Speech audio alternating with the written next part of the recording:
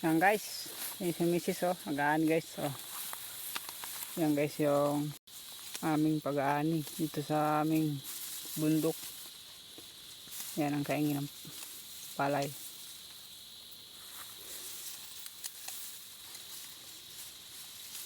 Ayan guys. So ayan guys, yung aking anak.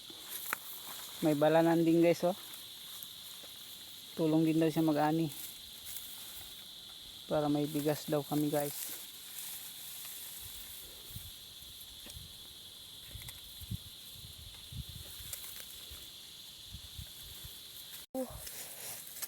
So ito guys oh.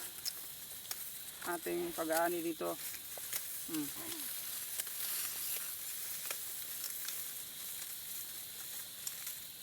So ang ating munting palay guys.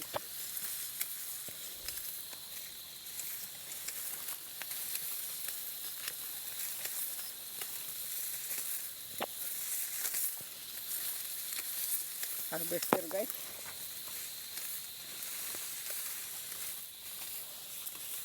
Dati guys hindi ako marunong ito guys. Ngayon natuto na lang din. Tinatawanan ako nila guys noon. Kasi ang bagal ko mag-ani nito. Sa totoo lang guys. Nasusugatan pa yung kamay ko. Kasi matalas yung kayog.